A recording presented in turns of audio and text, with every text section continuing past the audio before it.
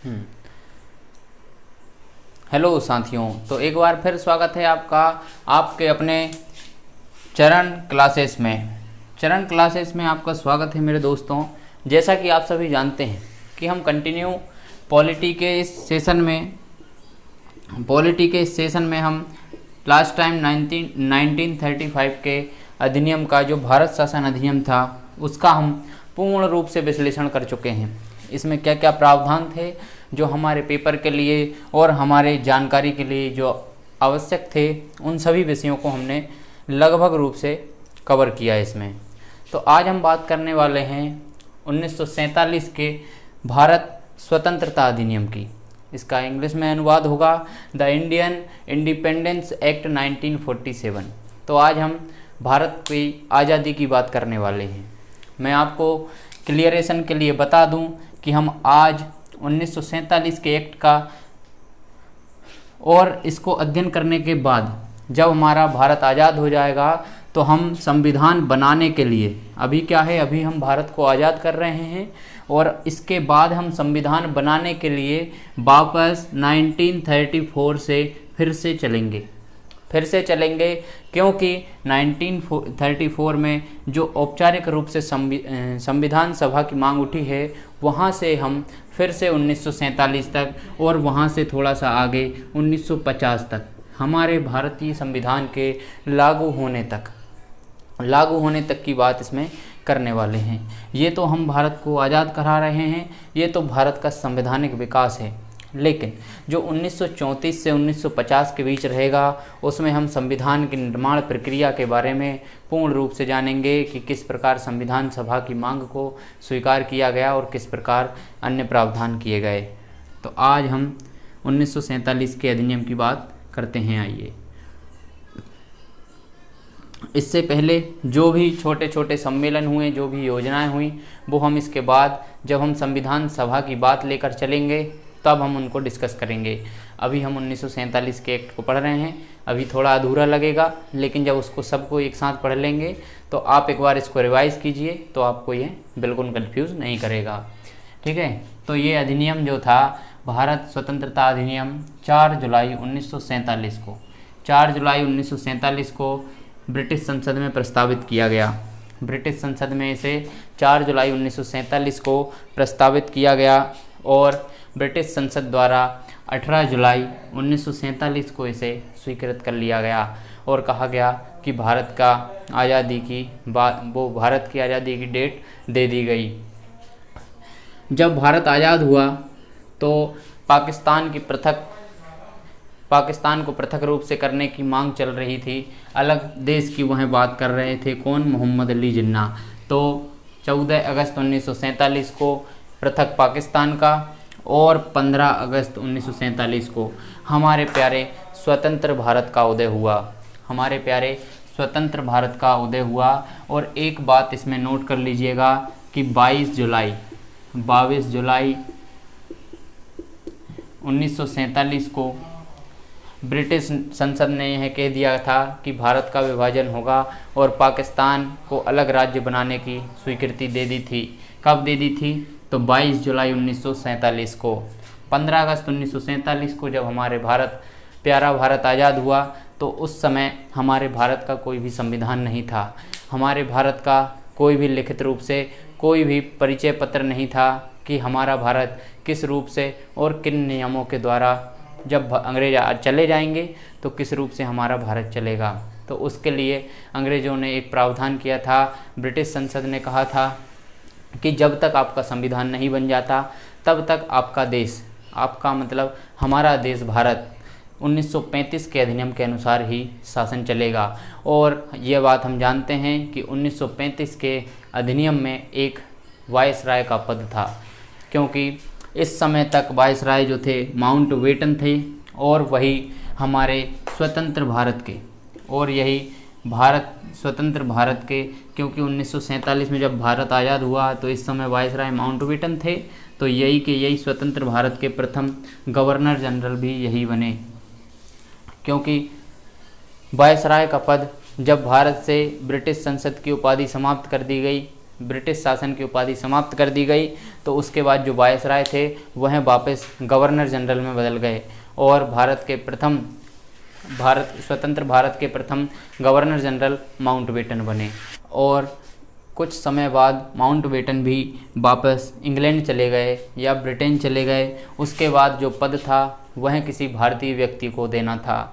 जो governor general का जो पद था वह किसी भारतीय व्यक्ति को देना था, जिसके रूप में किसे चुना गया, तो चक्रवर्ती राजगोपालाचारी। देखिए,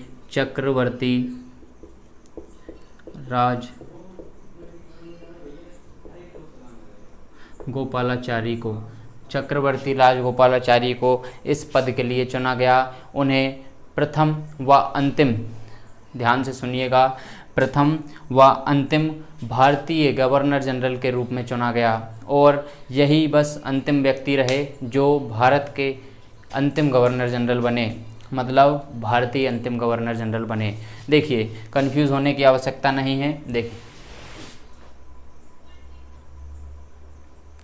देखिए, कंफ्यूज होने की आपको कोई भी आवश्यकता नहीं है, ध्यान से सुनिए चीज़ों को। देखिए, भारत के अंतिम वायसराय कौन रहे, तो भारत के अंतिम वायसराय रहे माउंटबेटन। भारत के अंतिम वायसराय कौन रहे, माउंटबेटन रहे। और अब देखिए, भारत आज़ाद हो गया। भारत आज़ाद होने के बाद, क्योंकि ब्रिटिश संसद ने भारत से अपनी उपाधि समाप्त कर ली, इसलिए भारत आज़ाद हो गया। तो भारत के आज़ाद होने के बाद जो वायसराय था वह गवर्नर जनरल में बदल गया, क्योंकि जब हमने देखा था 1858 में जो हमारा भारत गुलाम हुआ था, जब हमारे भारत की उपाधि ब्रिटिश संसद को या महारानी को सौंपी गई थी, तो उस समय क्या हुआ था, उस समय जो गवर्नर जनरल थे वह वायसराय बन गए थे और प्रथम वायसराय हमारे हुए लॉर्ड कैनिंग। तो इसी प्रकार आज हमारा भारत आज़ाद हुआ है और भारत के आज़ाद होते ही जो वायसराय थे वह वापस गवर्नर जनरल का पद ले चुके थे। उसके बाद स्वतंत्र भारत के प्रथम गवर्नर जनरल कौन रहे, तो माउंटबेटन ही रहे। देखिए, स्वतंत्र भारत के प्रथम गवर्नर जनरल माउंटबेटन ही रहे और उसके बाद माउंटबेटन इंग्लैंड चले गए, तो उसके बाद किसी भारतीय व्यक्ति को गवर्नर जनरल बनाना था, तो उस पद के लिए चक्रवर्ती राजगोपालाचारी जी को चुना गया, जो कि भारतीय व्यक्तियों में पहले और अंतिम, मतलब एक ही व्यक्ति रहे जिन्होंने गवर्नर जनरल का पद संभाला। ठीक है मेरे दोस्तों। उसके बाद क्या हुआ, जब हमारा संविधान लागू हो गया तो 26 जनवरी 1950 को गवर्नर जनरल के स्थान पर राष्ट्रपति का पद लाया गया, जहां पर गवर्नर जनरल का पद उस समय समाप्त कर दिया गया। तो ठीक है फ्रेंड्स, ये 1947 के अधिनियम की बातें थी। इसके बाद हम अब वापस चलते हैं 1934 में, जहां से संविधान सभा की औपचारिक मांग की गई थी, या संविधान सभा की औपचारिक मांग की जहां से शुरुआत हुई। ठीक है, तो आइए मैं आपको वहां ले चलता हूं। तो दोस्तों, अभी हमने आपके साथ जाना कि 1947 का जो भारत स्वतंत्रता अधिनियम था उसमें क्या क्या प्रावधान किए गए और किस प्रकार पृथक पाकिस्तान की बात कही गई, और उसके बाद 15 अगस्त 1947 को हमारे स्वतंत्र भारत का उदय हुआ। तो हम अब जानते हैं, ये तो बात हो गई ब्रिटिश संसद द्वारा भेजे गए अधिनियमों के बारे में। अब हम वापस चलेंगे जहां से हम बात करेंगे कि संविधान सभा, शब्द सुनिएगा, संविधान सभा क्या है, संविधान सभा।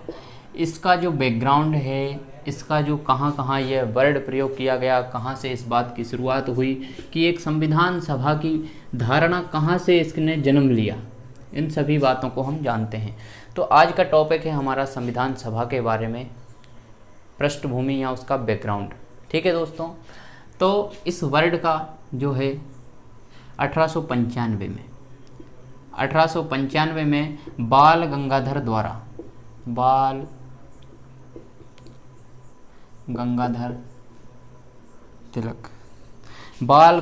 तिलक द्वारा संविधान सभा की मांग की गई थी। उसके बाद आगे बढ़े, थोड़ा सा आगे बढ़कर कितना, 1916 में लखनऊ अधिवेशन में यह कहा गया था यह कहा गया था कि बाहरी सत्ता द्वारा सौंपा गया कोई भी संविधान भारत स्वीकार नहीं करेगा, अर्थात अनौपचारिक रूप से एक प्रकार की संविधान सभा की ही बात की गई थी। और 1895 में भी जो संविधान सभा की बात की थी वह भी एक अनौपचारिक शुरुआत थी, लेकिन एक शुरुआत तो थी जहाँ से यह शब्द आया प्रचलन में। उसके बाद 1922 में मोहनदास, माफ़ कीजिएगा, मोहनदास नहीं लिखते, 1922 में गांधी जी द्वारा 1922 में गांधी जी द्वारा तथा 1924 में स्वराज पार्टी द्वारा संविधान सभा शब्द का या संविधान सभा का प्रयोग किया गया। उन्होंने कहा कि हमारी एक भारत की संविधान सभा होनी चाहिए, जबकि यह जो प्रयास थे एक प्रकार से यह सारे प्रयास अनौपचारिक रूप से थे। अनौपचारिक प्रयास थे मतलब इनका कोई लिखित या कोई भी वह प्रूफ नहीं है, लेकिन इसके बाद जो होगा वो औपचारिक शुरुआत होगी। इन सभी के बारे में जो सिर्फ इन्होंने मुँह जुबानी जो शब्द हैं वही सुने हैं और उसी के आधार पर बताया है कि इन व्यक्तियों ने भी संविधान सभा के बारे में सोचा था या उनसे बात की थी। ठीक है, किनसे? अंग्रेज़ों से। तो उसके बाद क्या हुआ, इसके बाद एक सन आता है 1900, एक मिनट रफ करता हूँ।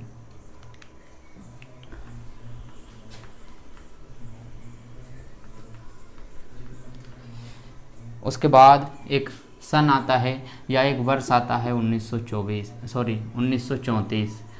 1934 का जब हमने अधिनियम 1935 पढ़ा था, 1935 का जब हमने भारत शासन अधिनियम पढ़ा था तो मैंने आपको बताया था कि वह अधिनियम तीन बातों के आधार पर तैयार किया गया था। वह तीन बातें कौन सी थी? तो उनमें सबसे पहला था साइमन कमीशन की रिपोर्ट। आप पिछली वीडियोस जाकर देखिए, नहीं देखी है तो। उसमें सबसे पहला था साइमन कमीशन की रिपोर्ट। सेकंड नंबर पर उसमें था गोलमेज सम्मेलन, जो 3 गोलमेज सम्मेलन बुलाए गए थे लंदन में, उनमें हुई चर्चाएं। और थर्ड नंबर पर उसमें मैंने यह कहा था कि 1934 का जो श्वेत पत्र था, एक श्वेत पत्र भी उसमें शामिल था, जिसके आधार पर 1935 का अधिनियम तैयार किया गया था। और इसी श्वेत पत्र में एम एन राय द्वारा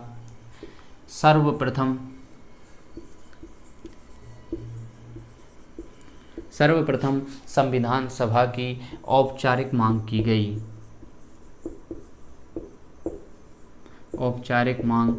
गई। सुनिए ध्यान से, सर्वप्रथम संविधान सभा की औपचारिक मांग 1934 में एम एन राय के द्वारा की गई, जो कि श्वेत पत्र की एक लाइन में शामिल था। ठीक है। उसके बाद आया 1935 का अधिनियम, और हम सभी ने पहले पढ़ चुके हैं कि 1935 के अधिनियम में कहीं से कहीं तक संविधान सभा के बारे में बात नहीं की गई, मतलब संविधान सभा का निर्माण का कोई भी प्रावधान नहीं किया गया। उसके बाद एक सन आता है 1935 में ही। 1935 में इंडियन नेशनल कांग्रेस ने संविधान सभा की मांग की थी, परंतु इसे भी नहीं माना। उसके बाद 1936 की बात आती है, तो 1936 में जवाहरलाल नेहरू द्वारा वयस्क मताधिकार के आधार पर संविधान सभा के गठन की बात कही गई या एक प्रस्ताव रखा गया, परंतु अंग्रेज़ों ने यह भी अस्वीकार कर दिया। देखिए, इतने सारे प्रयास हुए, 1895, 1916, 1922, 1924, 1934, 1935, 1936, इस प्रकार ढेर सारी बार प्रयास किया गया, परंतु सभी बार असफल रहे। उसके बाद 1934 की जो एम एन राय ने तैयार की थी रिपोर्ट, उसमें वयस्क मताधिकार के आधार पर ही संविधान सभा के गठन की बात कही थी। उसके बाद में थोड़े से आगे बात चलूँ तो इस सभा के गठन के लिए मंजूरी कब दी गई ब्रिटिश संसद द्वारा, तो आइए उसको जानते हैं।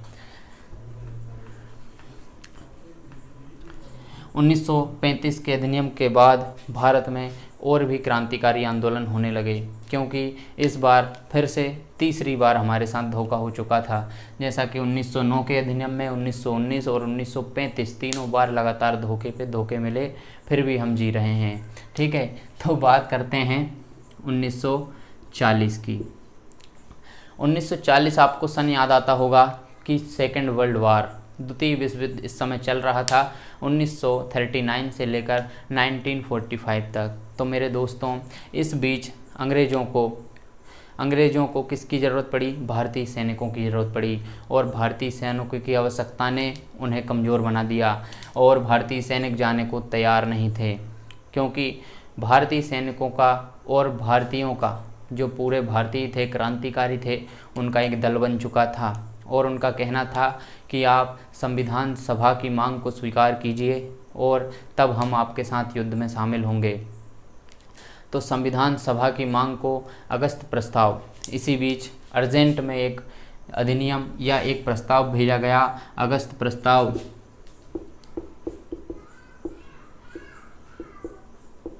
अगस्त प्रस्ताव भेजा गया। अगस्त प्रस्ताव के तहत ही संविधान सभा की मांग को 8 अगस्त 1940 को ब्रिटिश संसद ने संविधान सभा की मांग को स्वीकार कर लिया, और यह कहा कि आपकी संविधान सभा वयस्क मताधिकार के आधार पर तैयार की जाएगी। परंतु यह सब चीज़ें हम 1945 या द्वितीय वर्ल्ड वार ख़त्म होने के बाद ही कर पाएंगे। तो उसके बाद फिर से उसका विरोध होना शुरू हो गया था कि आप फिर से युद्ध के बाद की बातें कर रहे हो, परंतु उसे मान लिया गया कि ठीक है, आप युद्ध के बाद हमें दे दीजिएगा। उसके बाद की मैं आपको घटनाएं बताऊं, ठीक है। वो युद्ध के लिए मना लिया गया था हमें। इसके बाद कई मिशन आए और कई योजनाएं आई, उनके बारे में भी मैं आपको संक्षिप्त में बताता हूं, क्योंकि वह मॉडर्न हिस्ट्री का पार्ट है, तो मैं इसमें आपको कम ही बता पाऊंगा। ठीक है, तो संविधान इस 1940 के बाद, हम 1940 पे पहुंच चुके हैं। जब भी आप इस प्रकार की चीज़ें पढ़ें, इतिहास को पढ़ें, तो सन से चलें। सन से मतलब पूरे वर्ष टू वर्ष, ईयर टू ईयर उनको जाएं, तो आपको सरल पड़ेगा। 1940 की अभी हमने बात की, अब मैं 1942 की बात करूँगा। 1942 में आप सभी को याद आ गया होगा कि एक क्रिप्स मिशन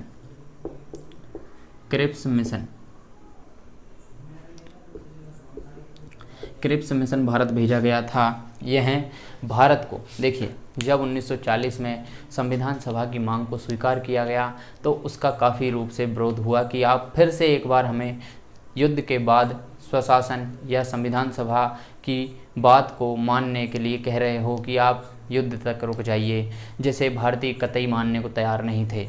ठीक है, तो क्रिप्स आए थे, स्ट्रैफोर्ड क्रिप्स जो भेजे गए थे, वह जो व्यक्ति थे वो लेबर पार्टी के व्यक्ति थे, जबकि इस समय वह क्रिप्स कौन सी पार्टी के? लेबर पार्टी के व्यक्ति थे, जबकि इस समय ब्रिटेन में कंजर्वेटिव पार्टी के क्लीमेंट नहीं, विंस्टन चर्चिल, कंजर्वेटिव पार्टी के विंस्टन चर्चिल अपने प्रधानमंत्री थे, जो कि 1940 से 45 तक हमारे नहीं, ब्रिटेन के प्रधानमंत्री रहे। तो ठीक है, क्रिप्स मिशन जो आया था वह एक लेबर पार्टी का सदस्य स्ट्रैफोर्ड क्रिप्स लेकर आया था, जो कि उस समय सत्ता में नहीं थी, और जो लेबर पार्टी थी वह भारतीयों को अपना स्वशासन देने के पक्ष में थी। उसके बाद इसकी बात करते हैं, तो इसके परिप्रेक्ष्य में गांधी जी ने कहा था, क्योंकि इस समय भारत में बहुत तेज विद्रोह चल रहे थे, और बहुत तेज विद्रोह के साथ साथ स्ट्रैफोर्ड क्रिप्स भी आ गए थे कि आप युद्ध में शामिल हो जाइए। यह भी हमें युद्ध के लिए जोतने आए थे, कुल मिलाकर युद्ध के लिए मनाने आए थे, परंतु भारतीय बड़े टेढ़ी की रहे इनको मनाना। तो भारतीयों ने क्या किया कि विद्रोह कर दिया, और 1942 में गांधी जी द्वारा एक और आंदोलन, भारत छोड़ो आंदोलन प्रारंभ कर दिया गया, और इसी में इसी स्टैफोर्ड क्रिप्स के मिशन था, जो क्रिप्स मिशनरी, इसी के परिप्रेक्ष्य में गांधी जी ने कहा है कि तुम दिवालिया बैंक के नाम आगामी तारीख का चेक दे रहे हो। इसका अर्थ है कि आप उस बैंक का चेक दे रहे हो जो आगामी तारीख में दिवालिया होने वाला है। ठीक है, तो आप उस बैंक का चेक दे रहे हो जो आगामी तारीख में दिवालिया होने वाला है। इस प्रकार से गांधी जी ने इसका विरोध किया और यहीं से भारत छोड़ो आंदोलन की शुरुआत हुई। इसकी शुरुआत होने के बाद बाकी बातें हम जानेंगे मॉडर्न हिस्ट्री में और आगे चलते हैं। इसके बाद भारत भी युद्ध में शामिल हो गया था। उसके बाद 1945 में बेबल योजना या शिमला समझौता हुआ। ठीक है, तो आइए बेबल योजना और शिमला समझौता के बारे में जानते हैं। आज हम 1947 तक संविधान सभा की बातें करेंगे। थोड़ा सा वीडियो लंबा होगा, परंतु आप धैर्य रखिए। ये सारी बातें हैं जो मैंने बहुत सी बुक्स से और बहुत से जगह से इकट्ठा करके आपको बता रहा हूँ। ठीक है, तो आइए बने रहिए मेरे साथ, बात करते हैं बेबल योजना और शिमला समझौते की। तो देखिए दोस्तों, 1942 में क्रिप्स मिशन के बाद 1943 में भारत के वायसराय जो थे वह कौन बनकर आए, तो वह बेबल बनकर आए। बेबल भारत के वायसराय बनकर आए और इन्हीं बेबल ने कितने 14 जून 1945 को बेबल योजना यह लेकर आए। यही बेबल 14 जून 1945 को एक योजना लेकर आए। जो योजना इन्होंने प्रस्तुत की उसमें उसी पर विचार विमर्श करने के लिए 25 जून 1945 को शिमला सम्मेलन बुलाया गया। क्या बुलाया गया? शिमला सम्मेलन बुलाया गया। अब देखिए, जो बेबल योजना है 1945 की, उसमें ज़्यादा कुछ इम्पोर्टेंट नहीं है क्योंकि यह किसी भी प्रकार से लागू नहीं हो पाई थी। इसको पूर्णतः निरस्त कर दिया गया था। इसलिए सिर्फ आप डेट याद रखिए, इसमें ज़्यादा कुछ याद रखने लायक नहीं है। 1943 में बेबल भारत के वायसराय बनकर भारत आए थे। 14 जून 1945 को इन्होंने बेबल योजना प्रस्तुत की थी, जिस पर विचार करने के लिए 25 जून 1945 को शिमला सम्मेलन बुलाया गया था। तो इनके बारे में इतना याद रखिए। उसके बाद अभी मैंने बताया आपको थोड़ी देर पहले कि जो कंजर्वेटिव पार्टी थी वह 1940 से 1945 तक सत्ता में रही। 1940 से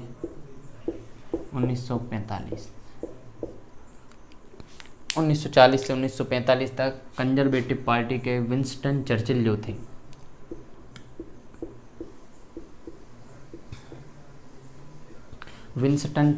थे, वह प्रधानमंत्री रहे। इसके बाद 1945 में जो लेबर पार्टी थी वह सत्ता में आ गई और जो लेबर पार्टी थी वह भारत को स्वशासन देने के पक्ष में थी। और इसी के परिप्रेक्ष्य में 1946 में देखिए, 1945 में लेबर पार्टी चुनाव जीत गई, जिसके क्लीमेंट इटली कौन पीएम बने?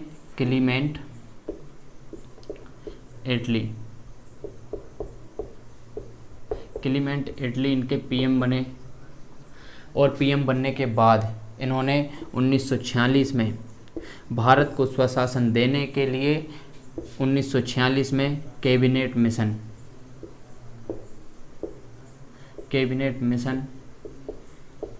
भारत भेजा, जो कि 3 सदस्यीय मिशन था, जिसमें 3 सदस्य थे। वह 3 सदस्य कौन कौन थे? तो उसमें पैथिक लॉरेंस,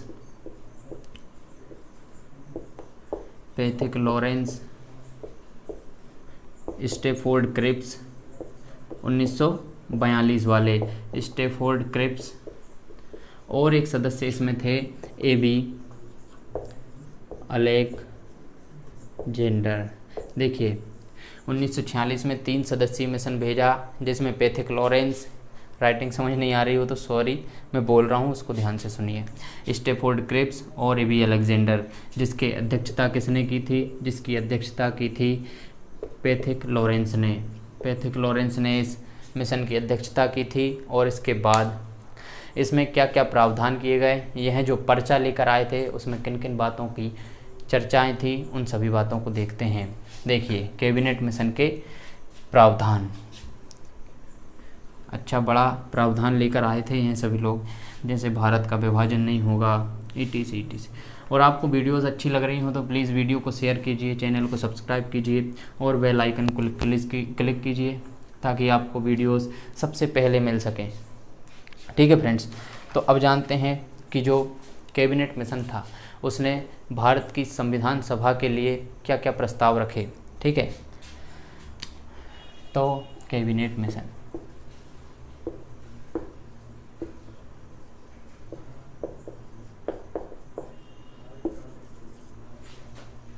एक मिनट इंक फिल कर लेता हूँ।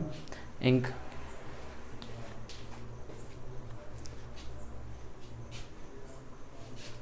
माफ़ कीजिएगा थोड़ा सा।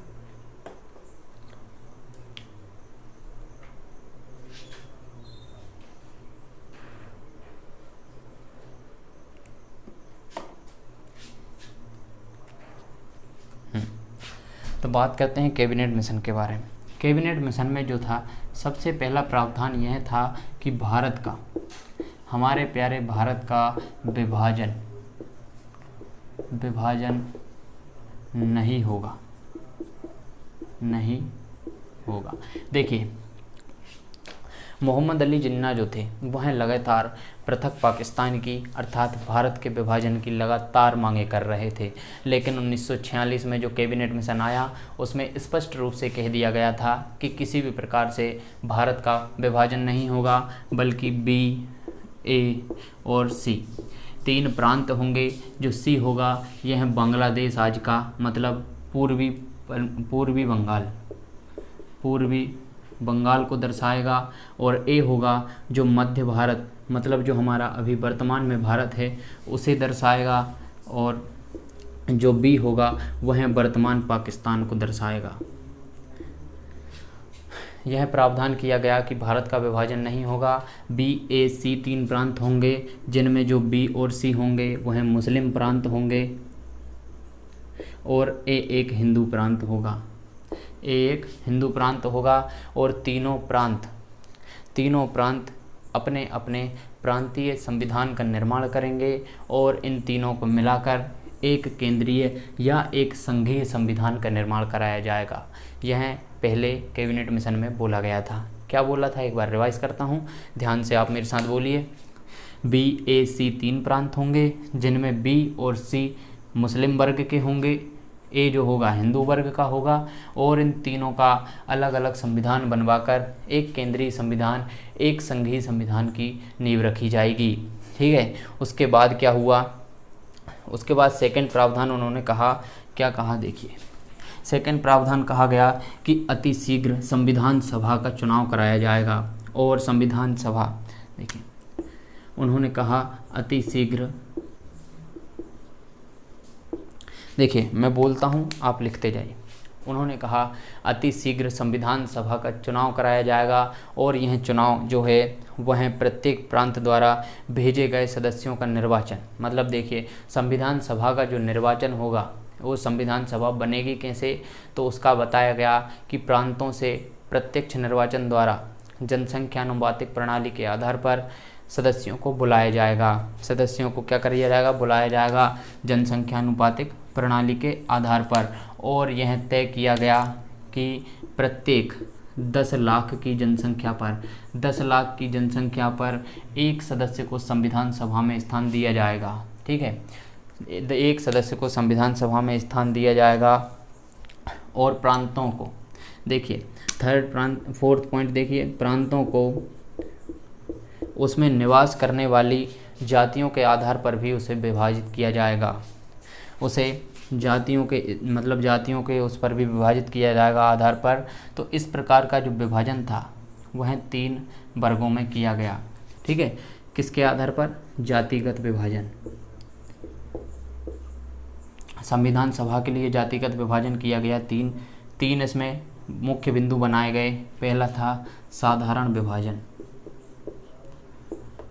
विभाजन, दूसरा मुस्लिमों को रखा गया, मतलब दूसरा और तीसरा बिंदु इसमें रखा गया सिखों को इसमें रखा गया। ठीक है भाई, 3 प्रकार से विभाजन किया गया और इसमें क्या प्रावधान किए गए देखिए। और जब मोहम्मद अली जिन्ना को यह बात पता चली कि भारत का विभाजन नहीं होगा तो उनका हो गया नशा हिरन का मतलब है जितनी पी है सब उड़ जाना। देखिए उनका दिमाग सटक गया और उन्होंने कहा कि आप मतलब मेरी बात ध्यान से सुनिए। जब मोहम्मद अली जिन्ना को पता लगा कि भारत का विभाजन नहीं होगा और उनसे यह कहा गया कि एक सभी प्रांत संविधान का निर्माण करेंगे, बाद में संघीय संविधान का निर्माण कराया जाएगा, तो इस योजना को जब क्रियान्वित करने की बात कही गई तो कांग्रेस ने तो इस योजना को स्वीकार कर लिया, परंतु मुस्लिम लीग कहीं से कहीं तक इसके सपोर्ट में नहीं थी। मुस्लिम लीग का कहना था कि आप हमें पृथक पाकिस्तान दीजिए और हम हमारा संविधान हम ही बना लेंगे, हम समझ लेंगे हमें क्या करना है। और आप जानते हैं आज तक संविधान नहीं बन पाया है। तो मुस्लिम लीग द्वारा इसका भरपूर विरोध किया गया। किसका? कैबिनेट मिशन का भरपूर विरोध किया गया, क्योंकि इस योजना में मुस्लिम के लिए पृथक पाकिस्तान की बात कहीं से कहीं तक नहीं की गई थी। उसके बाद विरोध होने के बाद भी जो अंग्रेज़ थे अपनी जिद पर अड़े रहे और उनका कहना था कि भारत में BAC प्रांत ही बनेंगे, भारत का विभाजन नहीं होगा। तो इस योजना को तत्पश्चात इस योजना को अब कार्यान्वित किया गया। मोहम्मद अली जिन्ना को अंग्रेज़ों ने इग्नोर कर दिया, बोले तुम कौन हो हम नहीं जानते। उसके बाद देखिए क्या हुआ। इस योजना को क्रियान्वित करने के बाद जनसंख्या के आधार पर सदस्यों की गणना की गई, जिसमें संविधान सभा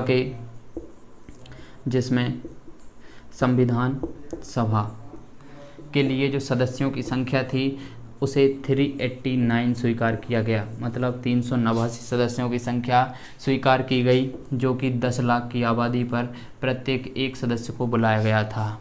ठीक है, इसमें 389 सदस्यों की बात कही गई।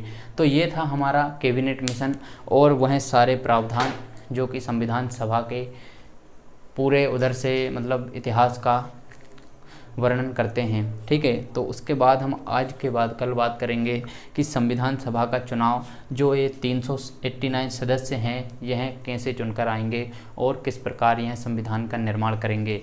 उन सभी बातों का कल हम कम से कम 1950 तक हमारे संविधान को मतलब अपनाने तक 1949 तक की बात तो कम से कम कर ही लेंगे।